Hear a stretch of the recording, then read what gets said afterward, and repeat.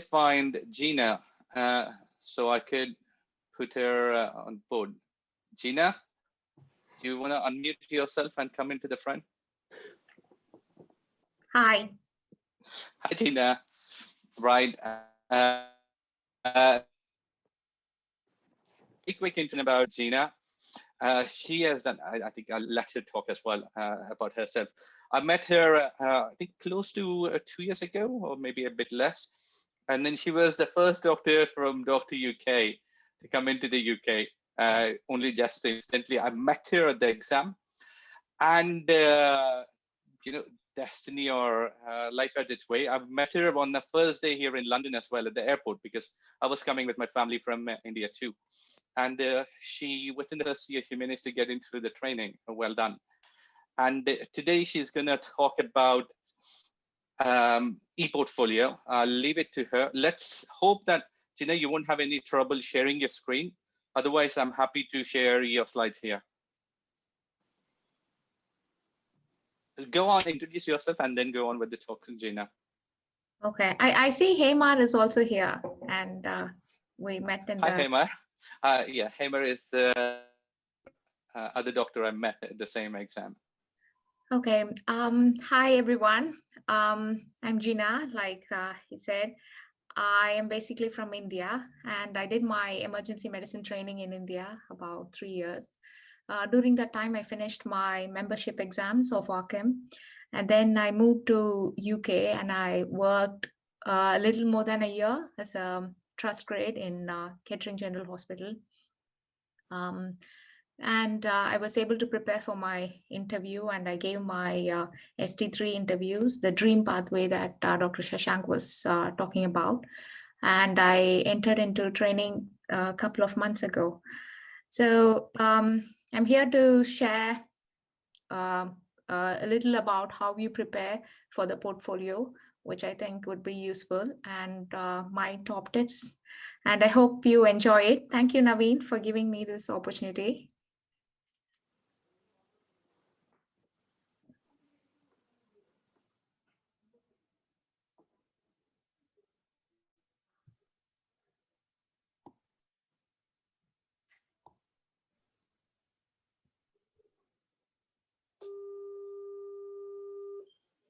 So you able to see it?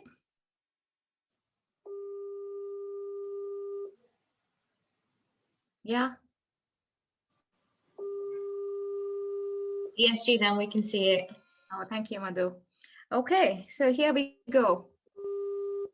So before I go into the portfolio presentation as such, during the interview, I'm talking about ST3 here. I did not go for the ST4 interview. There was someone asking about, I think it was Vinay, about ST3 and ST4, and I agree with Madhu as well.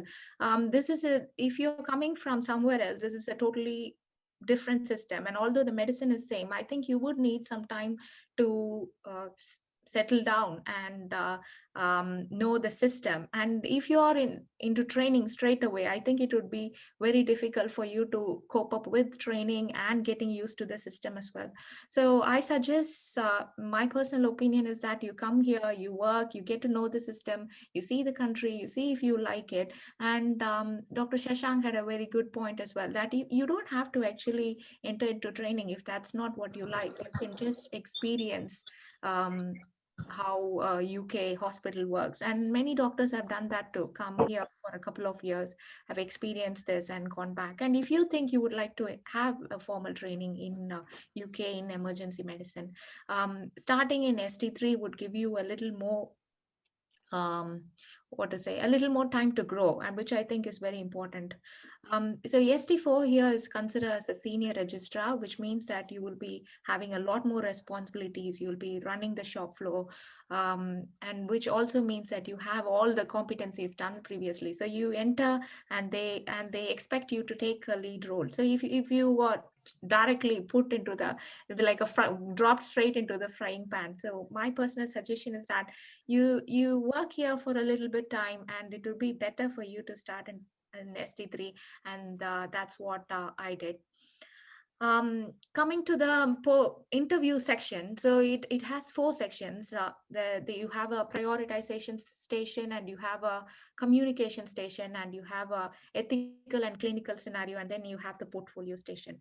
By far, the portfolio station is the most objective station, because when you it's all of these stations do have a little bit of objectiveness to it, but when you start doing a prioritization or a communication station, and you have two emergency medicine consultants who are answering questions, and sometimes it can go either way, and sometimes you may come across as not being that confident or not taking handling the situation in a right way, so you might lose some points there. But the portfolio, if you have this, you have these marks, so it's a quite an objective station. So I urge all the doctors who are interested in taking up training, take a little bit of look into what the portfolio section is about, and it would help you a lot in the interview for cracking the interview, if you would put a little bit of effort into this. So when you go into the interview, you're actually given a self-scoring card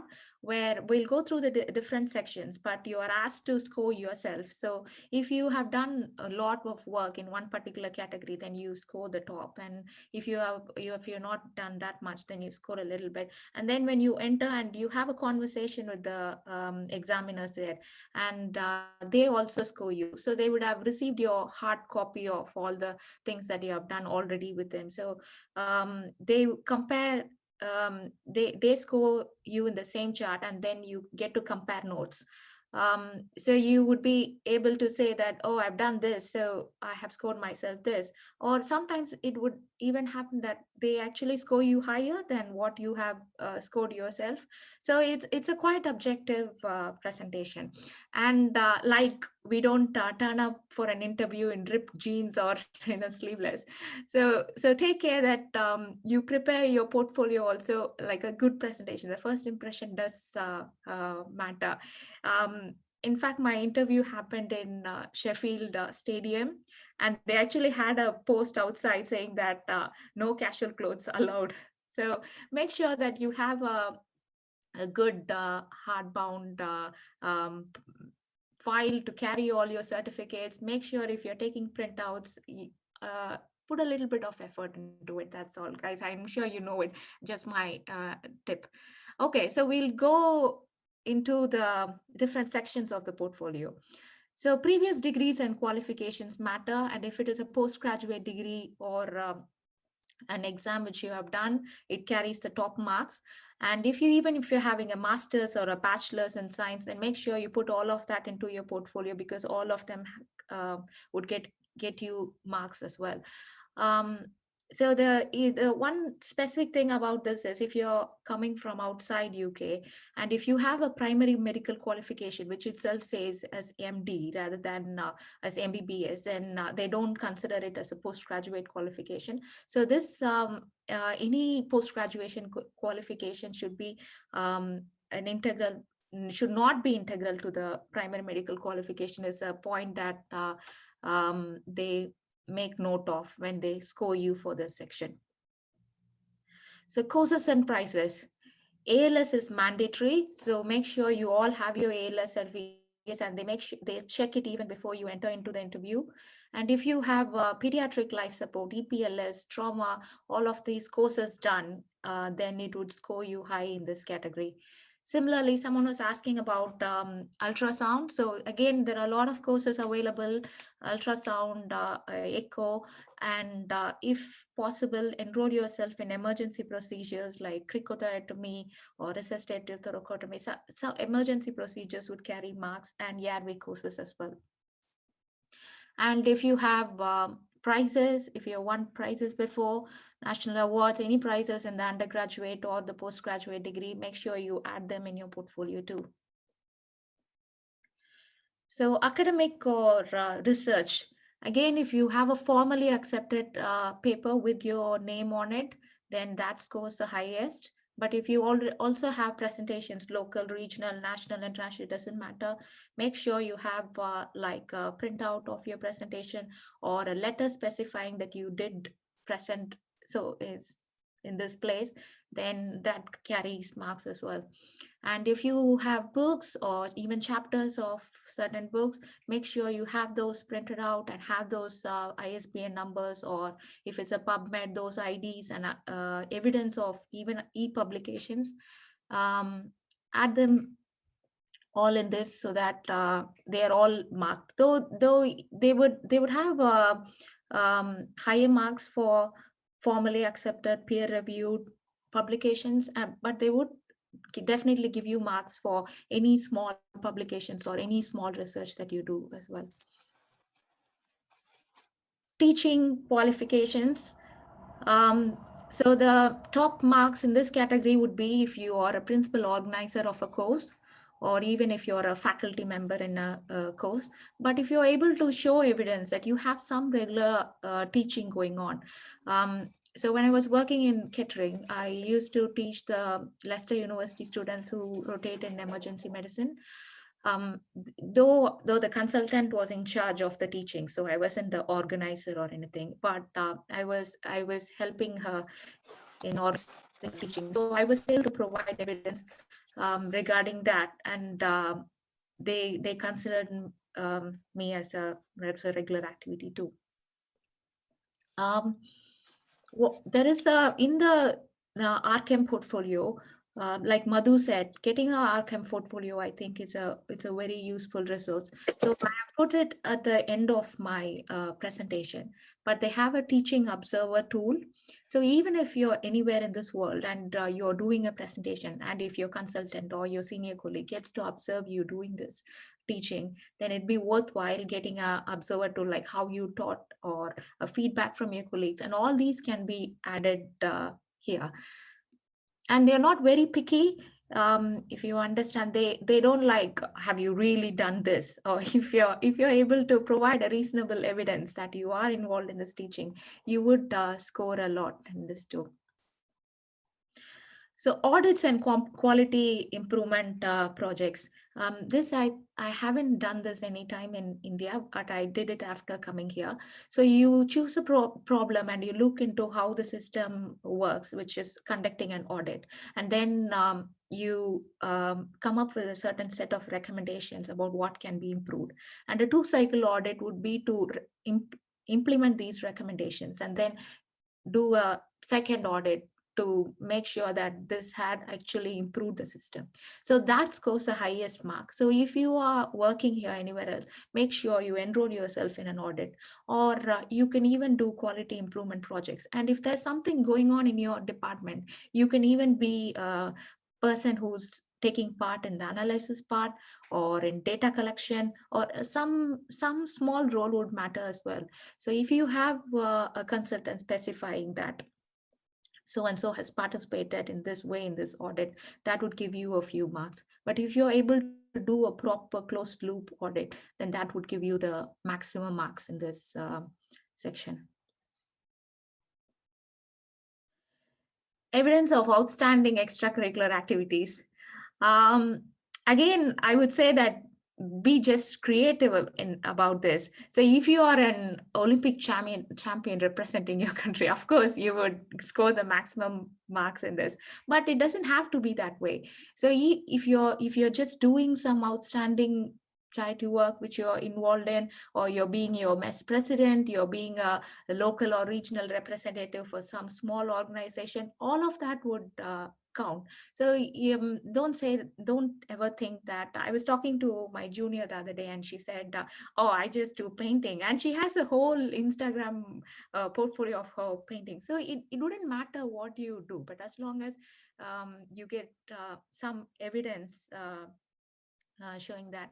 So I'm interested in motorcycling. So I took part in a track school training in motorcycling, and I have a certificate to prove that I was trained in track school. And they scored me actually top marks for this, because they said that, oh, you would have been motorcycling for a long time. So it actually was like, oh, over at least 6 months. So just be creative about this. There were my colleagues of mine who added medals of their 10K run here, or just a participant in a marathon. So it doesn't matter. So some kind of outstanding, and they are quite interested. The examiners, after examining so many candidates on a long day, they would be interested to talk to you about it out of the usual research and stuff. So achievement of popularity. So you had a lot of questions coming up. I saw answer that as well. So if to get the RKM popularity, so they have overseas, and if you're a member, they automatically give you an access for a particular fee. The fee changes, and if you are able to give again evidence that you're not earning that much, they give you a reduction as well, which is very useful. So if you get your RKM portfolio access, and there are a lot of workplace based assessments. So some of these terms might be new, some of these might be things that you have heard of all the time, like case-based discussions, directly observed procedural skills. This might be a little bit complicated, but uh, small things like you can, if you're running a resuscitation scenario, probably in your Indian ED, and you get your consultant to supervise that, and if you're able to get what we call as mini kicks, that is, you get someone to observe it and rank you on that. And if you're able to get this done over a period of time, it will be very useful. So the last part of the portfolio, instead of having a big bunch of papers, if you are able to start earlier and get the competencies which are all specified in the RKM website done gradually over the years, wherever you're practicing, then it would be very useful. Again, multi-source feedbacks. So wherever you're working, if you have a e-portfolio, or if you have a hard copy, if you get feedbacks from the colleagues, from your consultants, then that would be useful. But if you have a clinical supervisor, you have to ask them to release these feedbacks. So this again was something that I experienced. So I didn't know that the multi-source feedbacks have to be released so that you can view them. So all these feedbacks become anonymous, and then they are released as a summary document which can be added to the portfolio. So but if you have an educational supervisor, you can get it done. And of course, there are a lot of differences between ST3 applications and ST4 applications. I'm not going into it, but this they wanted to tell you something before that. So the RKM has a very good PDF available in the website, which talks extensively about how you construct your portfolio. So it's a very good document if you are trying you to build up your portfolio from elsewhere. It will be a worthwhile read as you go along. So the requirements for ST4 or quite a bit compared to ST3. So you have to show evidence of acute medicine, anesthesia, ICU, pediatric, all of this. And you also have to have all these competencies signed off. So it's quite a big jump from ST3 to ST4. And like Dr. Shashank pointed out, once you're in training, you are kind of supported in all of these aspects. And if you are on your own, you have to make sure that you get all of this signed off by yourself, which can be sometimes very difficult. But if you enter into ST3, then they make sure that they get all these competencies signed, achieved before you enter into ST4. Again, this is available over the internet. You have the ST4 competencies list, which you have to do and then apply for the ST4. If you lack in any of these competencies, you will not be even allowed to enter into the ST4 interview. One more thing is that if you are working elsewhere And if you are trying to build up your portfolio, there is this important document called alternate certificate of core competencies.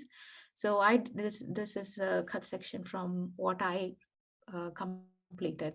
So if you are not, so this document specific specifically says that if you're not in a particular training post, and also specifies who's the person who can sign this off, like how long you should have worked with them and what should be their qualification. And it's a very useful document to have. So if someone had a question that um, I think it is Aman, that you have to, the competencies to match with the UK curriculum so that you can get into here. So you go through these competencies as well. And if you're able to get someone signed off for these competencies, it will be uh, very useful. So my top tips are, so you decide where you want to go, if it's ST1 or if it is ST3 or ST4 or CCCP. So decide where you want to begin. And this decision, I think it's not purely academic, like you will have your personal reasons, your family reasons, your social situations, and you as a person, how comfortable you will be in all of these situations. So you can only decide that, but whatever you choose, you start as early as possible. Once you have decided to train in emergency medicine, I don't think there's much point in waiting. It would rather be in a set path rather than hanging around and indecisive. So start as early as possible and work wherever your interest lies. And if it is something in emergency medicine, then work in emergency medicine, or it should be at least something related to emergency medicine. So when you're clearing the other stations, like the prioritization station or the communication station, they will actually know whether you're working in emergency medicine or not. So even if you're doing a locum job or a part-time job, it's better that you work at in ED, and if not in ED, at least something related to ED. And keep evidence of every single work that you do, every single learning experience. Make sure that you have some evidence to show that you have done it. And yes, you have to finally make the applications and choose wisely. By which I also mean um, the deanery asked about how the training is in that particular deanery or the hospital, or if you're staying back in the same hospital, find out how it would suit you as a person. Do you have enough of social support there? Do you have friends around to support you? So choose wisely and choose as a person. And this might be very cliched, but like Dr. Shashank said, I strongly believe in this. So if you love what you do, and you do only what you love, there's no point in choosing emergency medicine if it's not something that you love. And again, if you choose emergency medicine and find later that it is not something you love, but well and good, um, you can change, you can do anything that you would like to. So I strongly believe in this. um that's it, I guess. Gina, are you gonna hang around or leave? I can hang around. Okay, then I'll get Arvind to go ahead, because I do have questions, and I'm sure actually many have questions, and your talk is brilliant. My only quick important anyway. So I think we'll talk probably at the end of Arvind's session. Is that okay? Okay. Yeah, sure. Right. Cool. Arvind, you're around? Yeah, hi, Naveen. There we go. I'm going to make you now co-host, Arvind. I think that's one of the easiest ways to get you to share. Sure. Right. It's all yours now. Fine. Hi, everyone. So my name is Arvind. I'm one of the trainees in Thames Valley. I'm an ST4. Just a second. I'm trying to figure out what to share. Yeah. Okay. Can everyone see my presentation? I can. Okay, perfect. So, yeah, I'm admitting someone inside. Okay, that's fine. Okay, so just to tell a short thing about me. So I did my MBBS in India. So I'm from the South. And after I finished my undergrad, I directly went into A&E because of my circumstances then. I got a job only in A&E, so I took it. I didn't mean to go into A&E. That wasn't my first choice. But I turned out that I loved A&E. I didn't regret my decision. So from 2011, I've been in A&E till today. So it's last 10 years I've been in A&E, and A&E is the only thing I know. So that's about me. So I finished my MRChem in India. I worked as a SHO, a registrar, a senior registrar, a junior consultant, a senior consultant, and then I decided to came to UK as a specialty doctor. And then I thought I'll go on to become a locum consultant because I was offered a job. But I thought the right way to do for me would be to go into a training and get a be a CCT consultant or a CCCP consultant. So that's where I am. So to start, I'll start my presentation now, just a second. So my topic is application for emergency medicine training. So what I'll be talking today is about why you do it, how you do it, and when do you have to do it. Okay. So first thing is, I don't know if you guys know about this website. So this is the portal through which you'll be doing all your applications. And I didn't know about this for like actually 6 months, even after coming to UK. So if you don't know about this, so Oriel is the website to know. So Oriel website is changing now. So I looked at it yesterday. If you can look at the date and time, there's a new Oriel website which is coming up. So my old Oriel is not working anymore. So you don't need to be a trainee or anything, or you don't even have to be in UK, but you can register from India. Once you register, it is quite useful. It will tell you to upload few stuff and documents into it, and then you can see when the applications are opening up, when you can apply, and how you can apply. So this is very important. So yeah, so you register and upload small documents which it's necessary for that. Okay, so before you start an application, the first thing you need to know is what you're going to do, whether you're going to apply for ST1, ST2, or ST3, or ST4. So obviously we can't apply for ST2, but yeah, it's 1, 3, and 4. So check whether you're eligible for the application first. So this can be done through the website called specialtytraining.hee.nhs.uk. So once you go that, look for person specification. In that you can see what you need. So you'll have like your eligibility, the person specification for ST1, the dream route, and the ST4. So once you think you can apply for the training, then it's the actual application. So doing the application is quite long and it's quite tedious. It usually takes about at least 12 to 14 hours if you can do it simply. But if you want to do it correctly and do it better, then you might need take more time for that. So it contains 10 pages. So the first one is actually very simple. It will be just your personal details.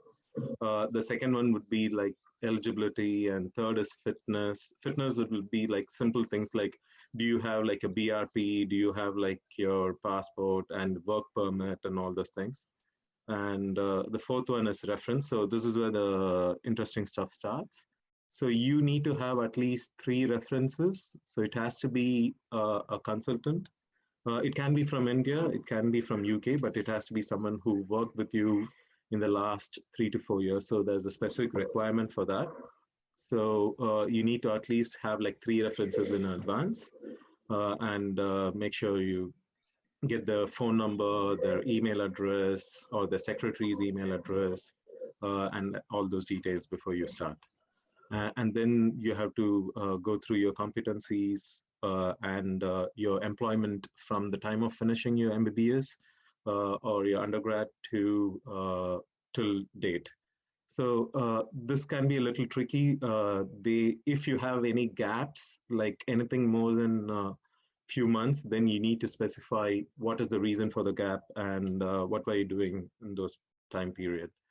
So luckily I didn't have any gaps. So I finished my MBBS and I joined like working, and then I just started working, and then I've been working till now. So if you have something, so there's nothing to be afraid of. You just have to mention what you were doing and why you took the gap. That's it.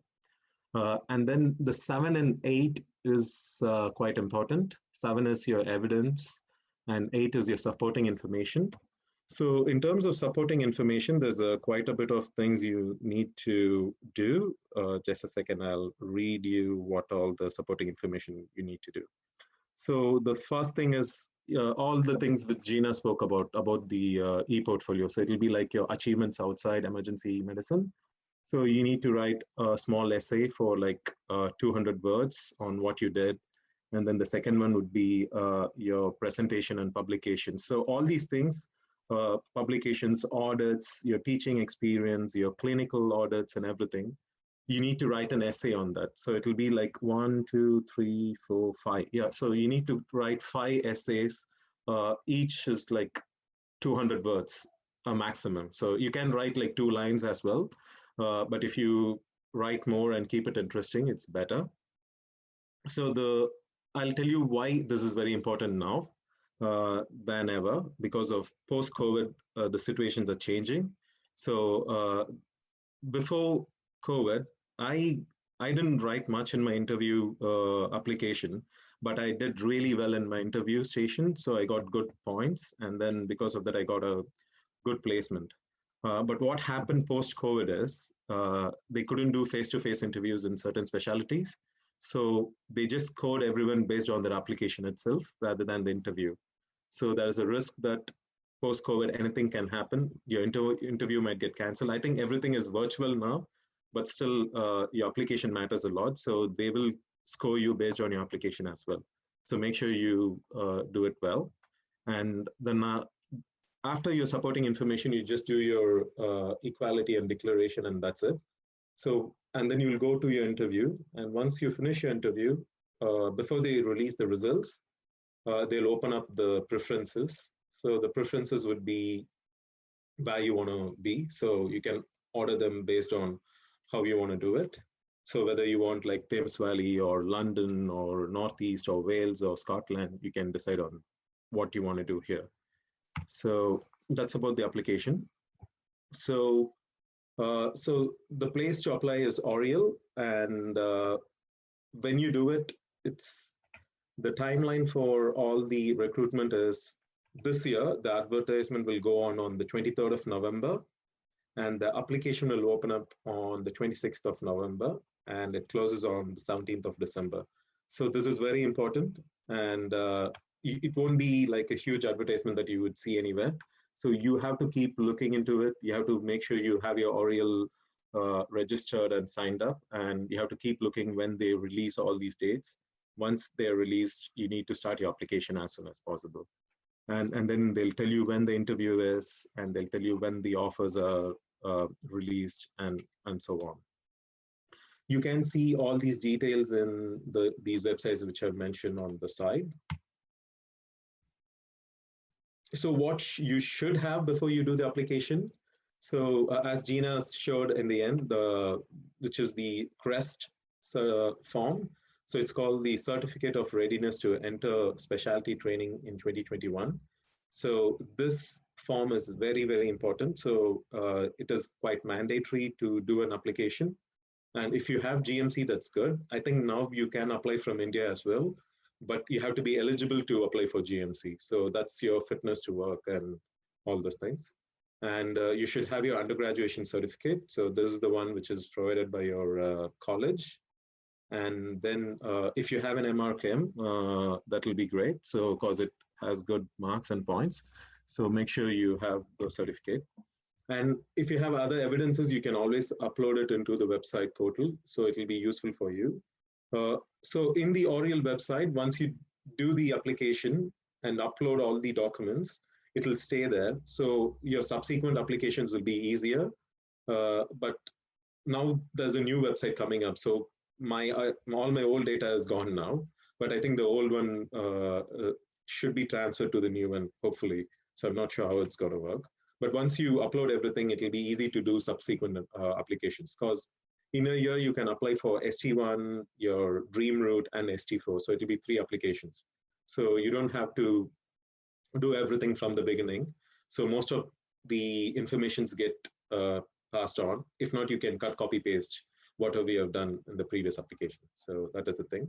And the most important thing is the references. So especially if you're working in UK, just talk to your supervisors or at least 3 of your consultants and tell them that you're going to use them as your reference. And you don't have to be very picky about it. It can be any of your consultants. But the only thing is, once you get selected in the interview, email will go to them automatically. So it wouldn't happen till that. So the application would happen like at least 3 to 2 months before the interview process and selection and everything. So only after you get selected and you accept your offer, your references email go across. So you can always change them anytime, even after the interview process.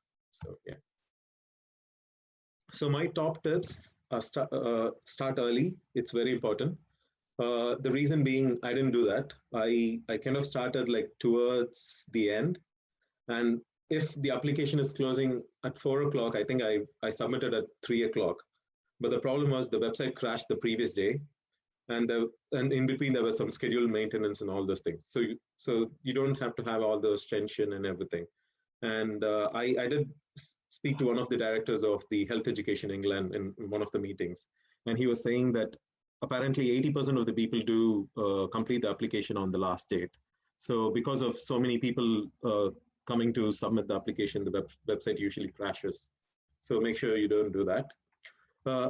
The thing about starting early is you'll know what you need. So you can start preparing for all the documents and evidences you need. And as I said, the application is more important now than ever because of COVID. Sometimes they might score you based on your application itself than on the interview.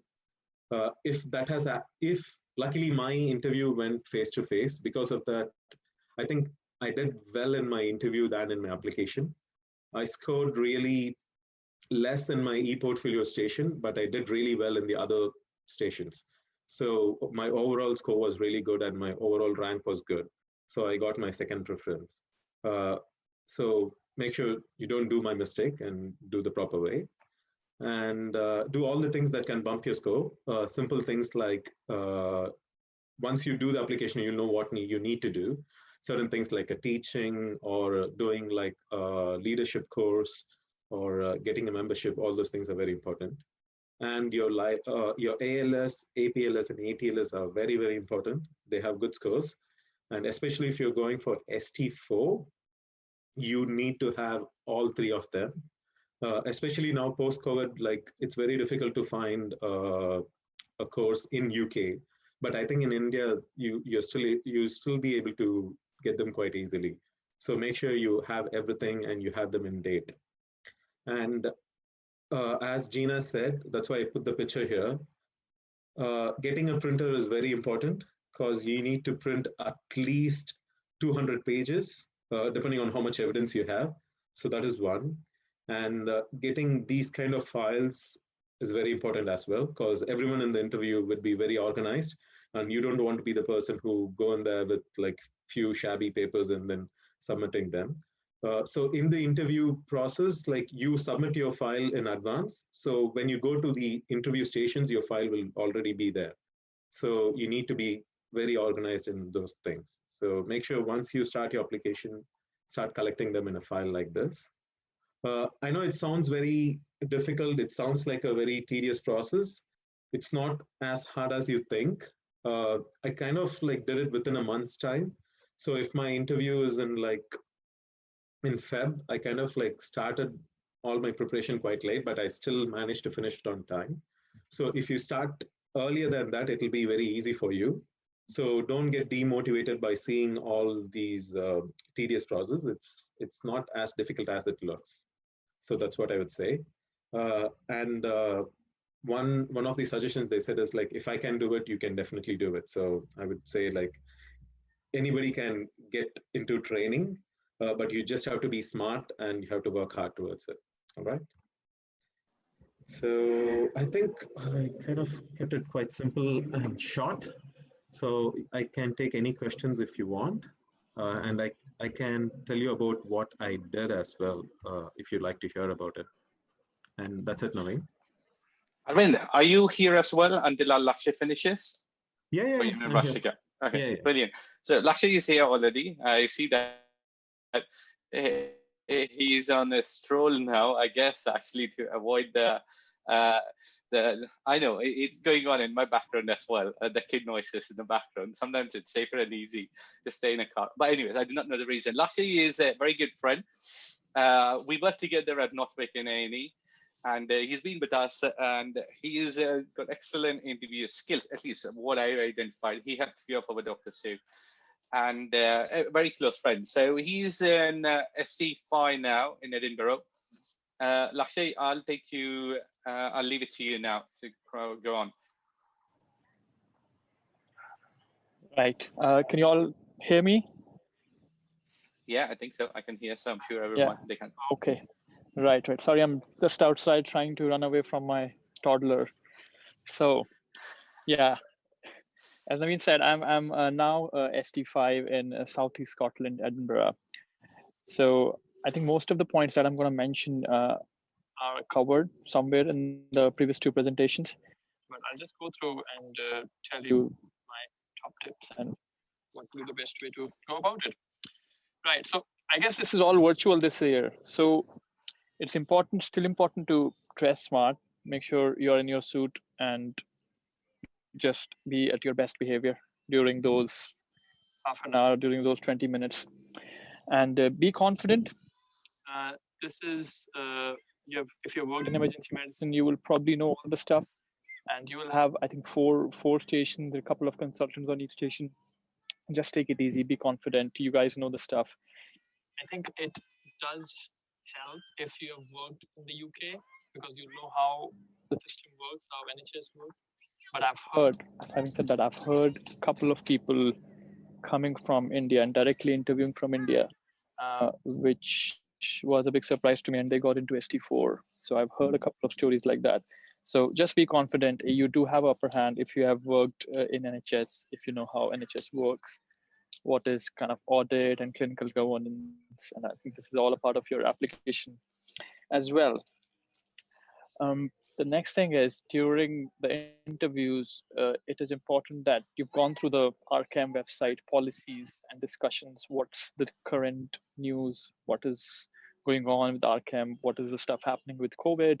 Their policies. They have a document on redundant activities that we should not be doing in any regularly, like doing routine blood tests for well patients and that sort of stuff. So go through those documents. Patient absconds, what will be your next step, capacity, some ethical dilemmas, that sort of stuff. So it's important to go through that.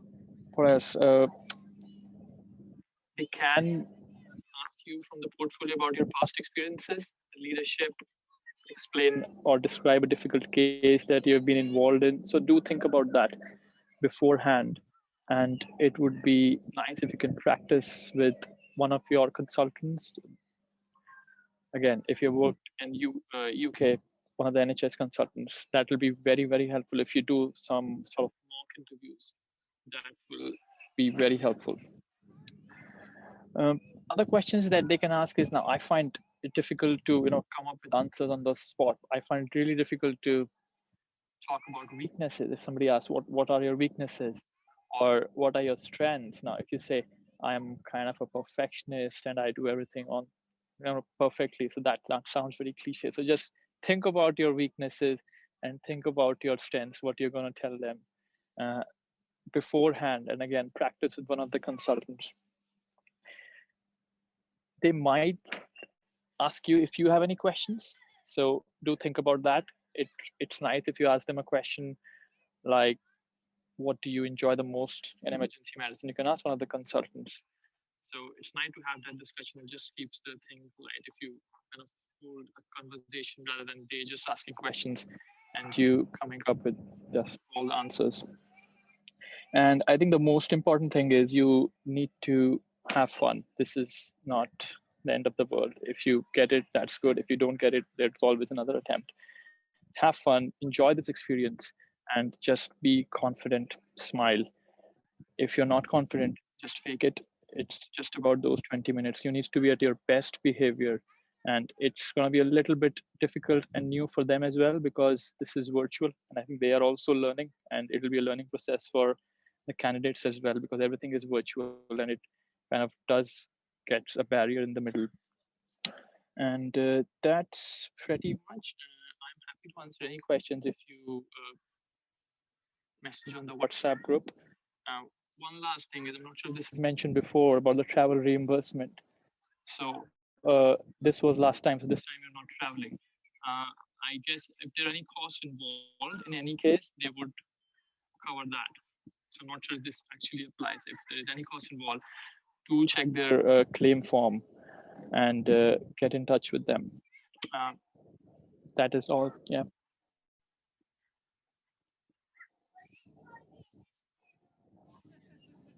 That's the quickest presentation, Lakshay. Yeah. I think we can shoot and start asking questions. Yeah, absolutely. Yeah. For all three of you, I mean, please feel free, the delegates, to ask questions in the chat, because these are the ones who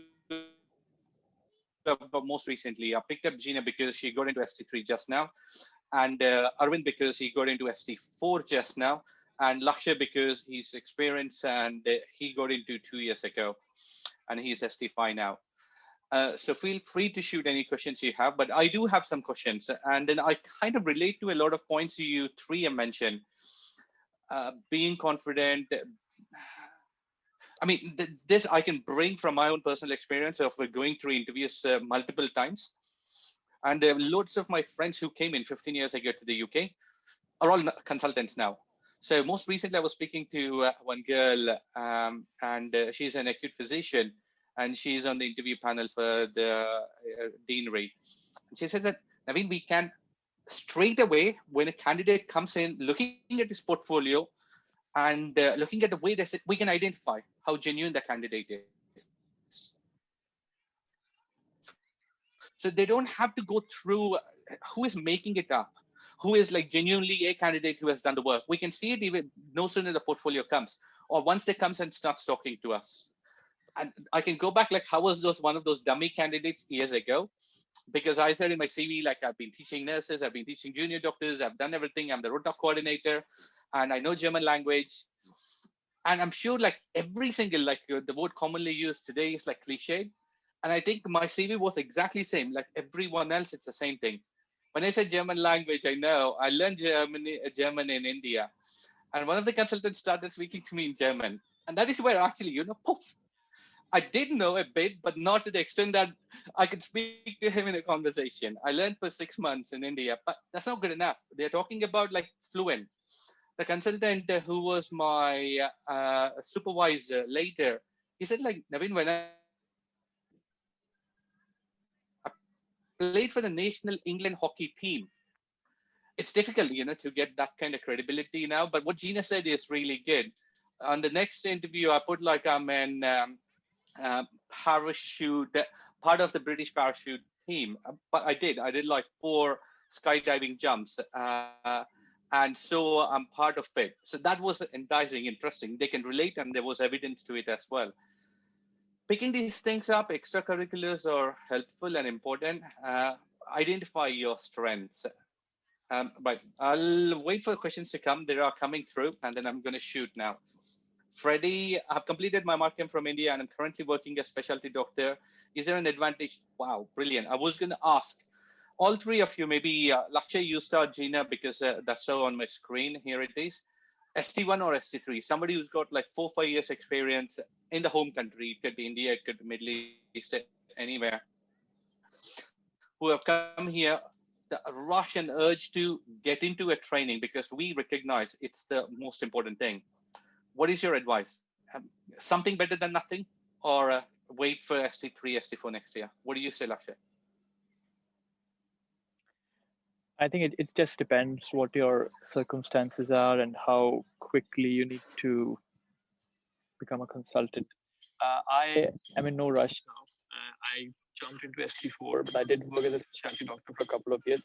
It does help, but I think if you start from ST1, the anesthetics experience in this country in ITU, it would give you more advantage when you're on ST4, 5, 6. So you'll be in a more comfortable position. I did some extra anesthetic days during my annual leave because I was struggling a bit. So I think if you have time, take it easy. There's no rush. Go from ST1. If you've done a fair bit of emergency medicine within 5-7 years, and you think you can get on with it, and you've done again 2-3 years as a specialty doctor, you think you'll be confident with anesthetic procedures, ITU, because I did do a lot of procedures after coming here, and I'm slightly de-skilled in terms of procedures. So I think ST1, I should have an ST1. Sometimes there are days I think that. Again, it totally depends on your circumstances. Gina? I think it's a very personal choice. So like I mentioned earlier, I think we all need some time to grow. So if you're in no rush, I think you take the time and to start from the beginning and go until ST6. The other thing is some colleagues of mine were interested in coming here and spending 5-6 years, and they had this plan of going back to UK, so India. I'm sorry, going back to India. So they were like, oh, I'll spend 5-6 years. That's the amount of time. In which case, then they went for ST3 and ST4 training because their aim was to get the training done and go back. But if you are interested in if you don't have any such personal reasons or family reasons or anything like that, I think you should give yourself time. And it is different, though the medicine is different, though the medicine is the same, it is quite different the way you practice emergency medicine here and elsewhere. So you might not like it, or you might like it, or so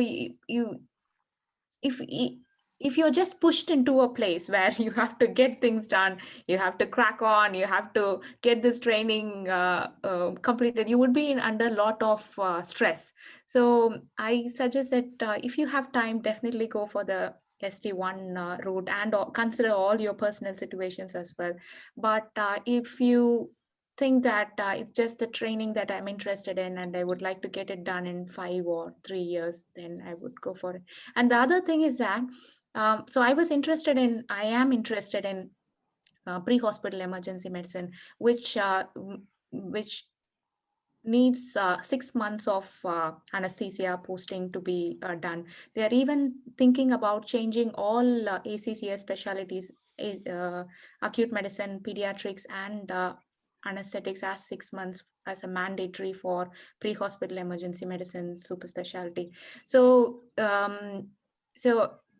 I thought it would be better if I have that 6 months here in UK to train more and be a better emergency physician. So my goals were focused on that as well. So consider your situation. So what you would like to achieve out of this, and what is your situation, and if you would like to go through this. Similarly, I had 3 months of ICU. I had 3 months of pediatric emergency medicine, but I wanted that experience from UK as well because I wanted to learn how it is done here. And it will be good when you have a ITU experience from here, when you are managing the recess, you would be knowing what is happening on the other end of a UK hospital. So think about all of that before you make that decision. Arvind, I'll be a bit more direct because I've got a few more questions. Actually, that goes back into Lakshay and Gina as well. This is very direct. Please don't get it wrong. Would you take an ST1 while you're waiting for ST3 and you didn't get through? No. So my plan was very clear. I said I said ST4. If I don't get ST4, I'll try next year. So that was my plan. That's the direct answer. Good, so, well done. Because I didn't want to move many hospitals because I have a kid, I have a wife, and by my family situation, my decision is to go in quick and come out quickly. So that's my decision. So that's what I did. So if if I wanted like to get into ST1 or ST3, I could have done it the first year. But I thought I need to get into ST4 and not to move many hospitals. So waited, gained my competencies, and then I entered into ST4 directly. So that was my plan. Maybe I won't ask you now, but next time I'll ask you how you got your peer protection, okay? I'll not put you in the spot now. Lakshay, would you get into ST1, say 2 years ago when you first came, within your first year, apply for ST1, or no ST1, I only want ST3 or 4?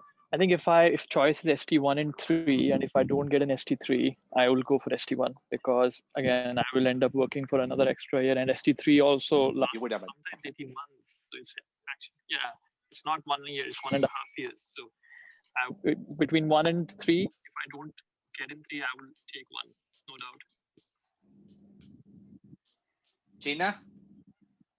I was thinking of continuing in Kettering General Hospital because I like the hospital so much. Okay, fine, fair enough. I thought I'll get my competencies done longer and then apply for ST4. That was what was going through my mind. Because I had my ST4 application prepared as well. So I was thinking to go that way. And Mathu, you're there, you're on board as well. Would you have applied for ST1 and then taken ST1 or wait for ST3, ST4? I actually applied for both ACCS and DREAM in the same sitting and got through both, got my first choice on both, but I picked ST3 for the salary. It really dampens your salary a bit. And like Lakshay said, there's only a year difference between them. So it really depends on your situation. If you didn't mind struggling another year, you could start with a good salary and not really drop it by it's quite a difference between ST1 and ST3. The pay really matters. So it depends on your situation. I would have continued in my job if I got a deanery I didn't like in ST3, but I got what I wanted, so I guess I just chose. Yeah. Okay, fine, fair enough. So I get mixed responses. So everyone is different. I think that you'll have a bit of a location plays a factor, your experience, your work, and then your salary. They all matter as well. Few other, by the way, but I think an overriding point I kind of pick up, and I personally believe as well, like if you are outside UK, come do 6 months, 1 year of non-training job, understand the system, and then decide ST1, ST3, ST4, only ST3, or only Caesar, and so on. I think come and experience the NHS before you apply. Correct me if I'm wrong, all 4 of you. Madhu, you can take the lead into asking questions as well, because there are quite a few who are dropping by. You can start picking up and asking the ones which I'm missing.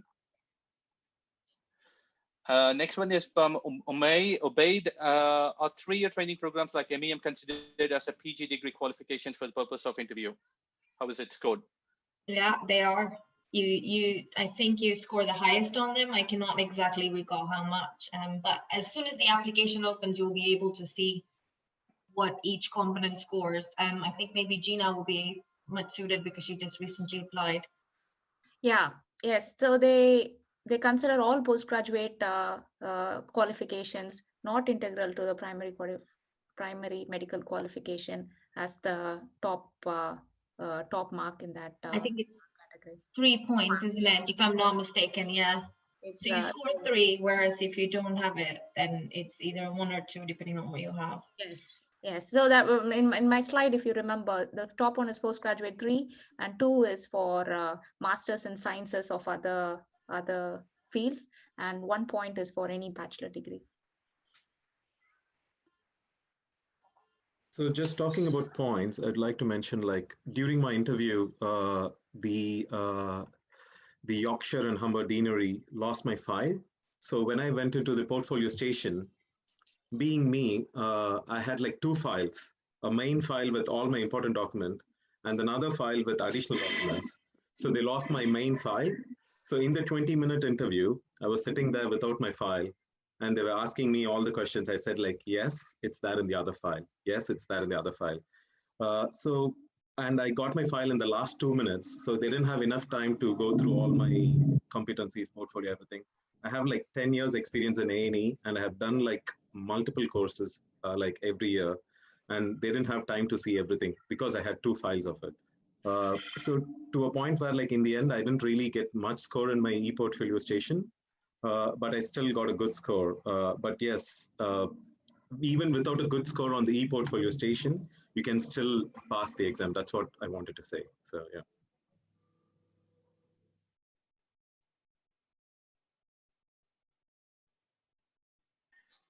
It's 12 o'clock, but I'll continue for another half an hour max. Happy if the speakers are here. We can. I'll leave it for the rest of the delegates, guys. So if you want to hang around, so we'll keep this going on this conversation until I get bored or everyone, particularly the speakers, get bored. I'll continue with the questions. So does the amount of WPBA on the portfolio matters when you apply? Keep it quick, yes or no? No, doesn't matter. Yes. At least one No. node. It has to be minimum like 5.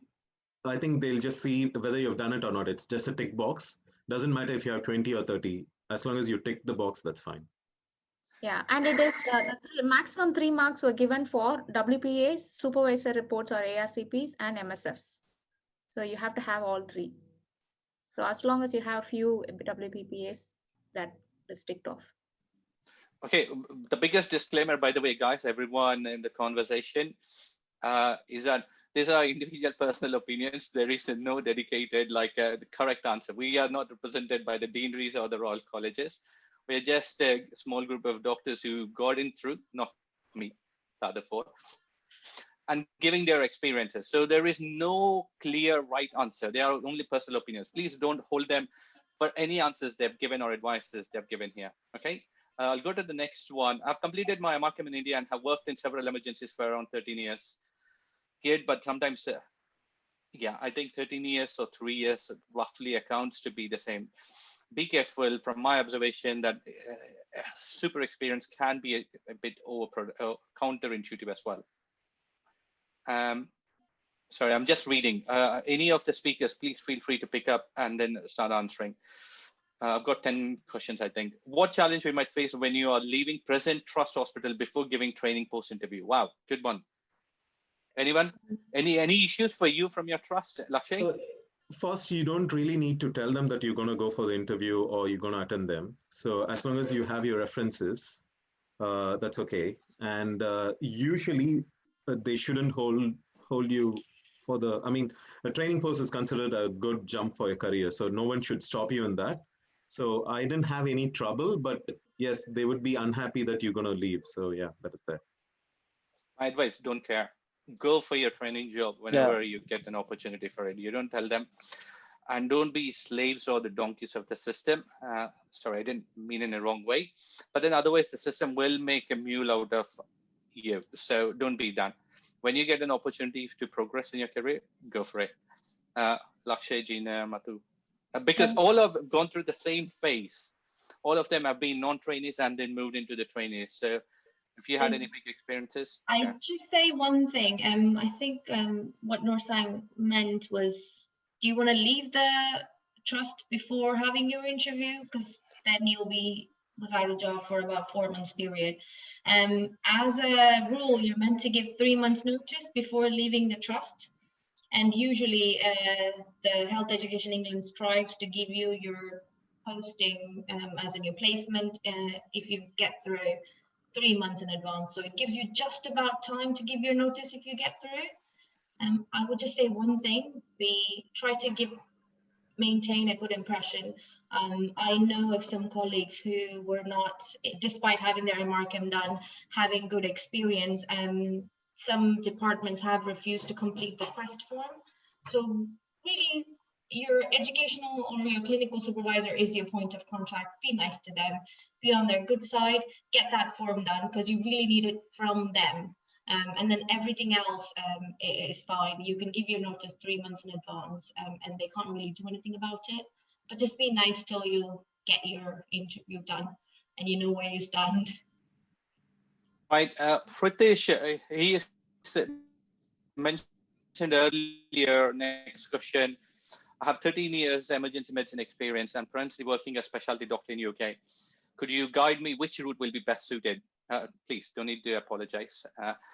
And my personal opinion always for most doctors coming through this way, particularly with experience like you, go on a CSER pathway, trusted CSER pathway, but apply for ST3 or ST4. If you get it, particularly where your salary is matched, suited, take the ST4 position, but otherwise, at least you have the CSER backup. The work you do in the background in terms of getting your e-portfolio ready for both CSER and CCT application or ST3 is around the same. Work hard on that. Build your background portfolio, both for CSER. So don't not be in a path which is not helping either way. Just do not be only a non-trainee. Otherwise, you'll end up being, as I said, mostly an associate specialist. Any inputs from the other speakers? So there was a question on who should sign off the CREST form. I don't know who asked it. Yeah, I think Dr. Vivek has asked about that. So I think it has to be a specialist register consultant, a substantive consultant. So according to the, or it has to be your education supervisor. So it is all mentioned in the form. So if you get the form printed out, you'll know who's supposed to sign it. Yeah. Next one, is it matter? Are there gaps in your WPBA could lead to negative scoring? Any experience, any information? I would say nothing like that. It doesn't matter. The more you have, the better. It's fine. It doesn't really matter over how long a period you've had them. And I think somebody asked if, just related to that, if they get everything done in the last 6 months, is it okay? I think as emergency physicians, we're all, very used to doing everything last minute. So we all have a baseline character where we're all rushing to do the things in the last minute. So it doesn't really matter. As long as they're done, the time period doesn't matter. If there's a gap, it doesn't matter. And the only thing in terms of your employment records, I would say, I think as part of the application, it does ask you if you've taken more than 28 days together, a gap in employment. Just make sure you don't have that. Otherwise, anything is fine. Wow, quickly, I'm going to run through all of you, just maybe one at a time answer, because there are 17 questions. Does it matter if I did all my requirements for e-portfolio presentation audits in a short period of 6 months? I think I just answered that question, saying Okay, it doesn't really matter. I worked in critical care for 6 years in India and cleared MRChem. Can I apply for ST1? So he's an ICU doctor, critical care, but passed MRChem. ST1 MRChem, can he apply? With no A&E, I know Gagan, so that's why I'm asking. He doesn't have any experience. Madhu said yes. Yes, absolutely. F2s apply for ST1. You have more experience than them, go ahead. There's nothing stopping you. Who can sign off? What difference between DREAM and CSER? I think this is, again, a prolonged answer, Abu Bakr. Anyone want to give a quick answer? The DREAM is structured training. So you instead of entering from ST1, it's entering from ST3. So you have this many, you have a proper head of school, you have a director, and you have specifications that your duration of this training is going to be these many months in this particular specialty. So it's quite structured. But CSER, on the other hand, you will not be rotating between different hospitals. You'll be employed by the hospital, that particular trust. And you have to get all these competencies signed off. Like Dr. Shashank said, those 400 papers, you have to do it on your own. Your consultants will help you, and the CSER pathway is quite trust dependent. So you might have a very supportive CSER pathway in a particular trust where they help you get these forms signed off, get you into pediatrics, get you into anesthesia, all of this. But it might be a little bit difficult because you have to push for all of this. But you have the advantage of staying in the same hospitals. And to people I have spoken to, it has always taken a longer time than proper structured training like DREAM or ST1 or ST4. If that makes sense. By the way, right at the bottom, I just put a small, quick feedback. It literally is like 5 seconds. Do you want a further session for CSER like this? And what is your feedback about this particular session? So before you get skip out, probably just give it feedback. So should we continue something like this? Yes or no, we could decide. So DREAM and CSER, we talked about it. Do they accept WPBA from India as well? Yes. Yes or no? Arvind, Gina? Yes. Yes, okay. Will they consider MSc in another field, not emergency medicine? Yes. Okay. Irrespective of MEM not being recognized in India, yeah, I think the answer earlier was said yes. Very helpful. Thank you very much. Very reassuring. Does completion of MRChem considered overqualification for ST1 application? Good questions, Vivek. So MRChem we did as a part to get into GMC registration. So one way of getting into GMC registration is PLAB and everything, and membership of Royal College of Emergency Medicine. With the English exams, you can get a GMC registration done. So it was just that route for many of us. Though the UK trainees, they do their MRChem exams in ST3. That is only one small part. So the exams are not the main part of these applications. It doesn't necessarily make you overqualified, but you will know a little more than the other trainees if you're joining ST1, but not necessarily. Okay, Dr. Buffer asked a good question. I have diploma in emergency medicine for 1 year. Will it help me secure a point? Arvind did say yes. It depends on the interview examiner, though. So, like, if they agree, then you'll get a point. So mostly you'll get a point, but sometimes if the examiner thinks that it's not good enough, then he may not give you one. So, but most of the time you'll get a point. Yeah. Okay, and by the way, there are a few answers on the Menti about Caesar talk. There are quite a few interested.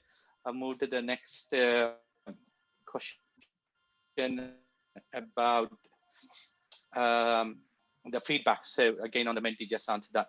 Let me keep going on other questions. How often do we need to move from one place to another after joining ST1 and ST3? All four of you can give your experience. I'll say, so if you're doing ACCS and you start at ST1, usually your first 3 years, which is called your core training, ST1 to ST3 or CT1 to CT3, will be in the same hospital. But sometimes it's split as 2 and 1. You might spend 2 years in the same trust, and then the other one might be in a different trust. But when you make the application on Royal, it tends to show how it's divided. Once you finish your course and then you go into ST4 to ST6, you sort of get a choice again to decide where you want to go. So I'd say if you're lucky, it would be 4 trusts. If you're unlucky, it would be 5. But you can always choose a place somewhere close by. Sorry, you could always choose sort of a center point once you know where all your rotations are and sort of commute 30 minutes by car each way. It depends on which deanery. Some deaneries have closely accumulated hospitals, so it's not too far to travel to each hospital. Some in the north are quite far, so it depends if you're lucky or not. I think Arvind and Lakshay have a difficult task with the family and kids moving around. Yeah. Arvind in Thames Valley, he does have to travel, and Lakshay particularly in the, I'm not sure if he has to go into the Highlands of Scotland. Do you have the Lakshay? So I think this is important to look at where. Okay. Can you hear me? Yeah, I can. Yeah. So it's important to look at where the hospitals are, where you'll be rotated. Because in Edinburgh, it's not too far. I have not moved a house. I have not moved my son's nursery, because all the hospitals, they're like 40 minutes range from my house. 40-45 minutes. They're in different directions. So because when I say 40 minutes, it means like 30 miles. So I'm close to the motorway, and it's nice that I don't need to move. So this is a really important point to look at when you are ranking your preferences. Right. A few quick questions. I think we might be coming to a close. I've applied for a non-training job and have received an offer, and I would be joining in Feb. Will it be a problem if I apply for training post in November? No, I think we discussed this earlier. No, and please don't care about what the trust thinks. Usually the recruitment agencies might try to stay in because they have an arrangement with the trust to leave you in the position or in the post for 2 years, often minimum 1 year, but then often 2 years. But don't care about the agency, don't care about the trust. care about yourself and your training. Always the notice is 3 months max period. So as long as you give the notice, and you can give it after you get the training job. I think Madhu and others were mentioning as well. You don't have to tell them that you applied, or even if they come to know, don't be bothered about it. Agree, disagree, speakers? I think if you need your quest form signed, everybody will know you're applying. There's no way to hide it. So you're sort of out of the gap there, but they can't really do anything about it. Any consultant who's on the specialist register that has an FRChem and is on the specialist register can sign your form. If they've known you for 3 months, they need to know you for 3 months. That's a requirement, so time it appropriately. Yeah, and totally agree to I'm this relatively as new to Naveen. UK, just started working. Yeah. Sorry, go on, Lakshay. Yeah, so I totally agree. As you alluded to this earlier as well, that it's about you, and most consultants are nice. Maybe the clinical lead will not like it because they brought you in, they kind of nurtured you for 6 months, and now you are doing night shifts and leading the department. So they wouldn't like it, but they would still let you go. They can't stop you. They don't own you. So it's about your career progression, and just be nice. Tell them you need to go and get on with the training.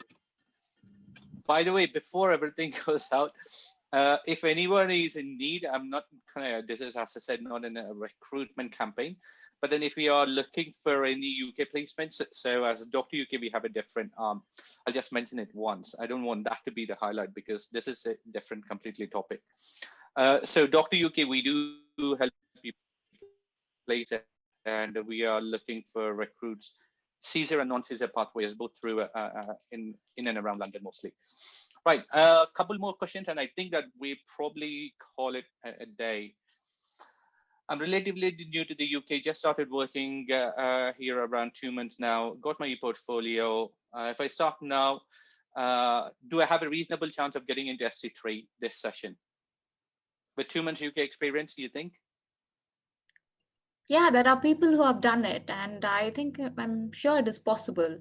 So just all of the whole presentation, just make sure you get all your tick boxes done, make sure you apply for everything as soon as possible. And I think it's possible. And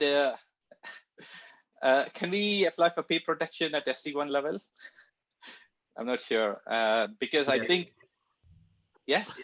Yeah. I would think actually it would be really hard, because if you're getting paid 80K as a non-trainee, ST1 normal salary is around 54. A trust, the deanery will have to jump up by around, how much? £26,000 for ST1 levels. So ST3 is like around 64 or 68. So that would be around 12,000. Probably they would take that. But 24, do you guys think that they will? Yes. So I was reading about the pay protection. I went through like loads of documents and everything. Apparently, yes, you can. So that's the whole point about pay protection. So no matter like at what level you start, you're supposed to get the same pay when you leave your previous job. So there are certain requirements, the strict requirements for that. So you have to be in a nationally recognized post for a minimum of 13 months just before the beginning of training date. And you can't have like even a 1 week, more than a week difference between leaving the trust and joining the training. So that's like the major criteria for that. I didn't know about this. When I applied, even after I got my job, I didn't know about this. But and then I heard about it. I spoke to Naveen. I spoke to a few people, and then I read a lot about this online. And then I finally came to know that even if I have started in ST1, I'm eligible for pay protection. So yeah. Good news. Right. Any final tips, guys? Everybody's saying thank you. So I would imagine it's time to go home. I mean, we're all home now, except for Lakshay, who's walking in the park. Any other points? Any final take home?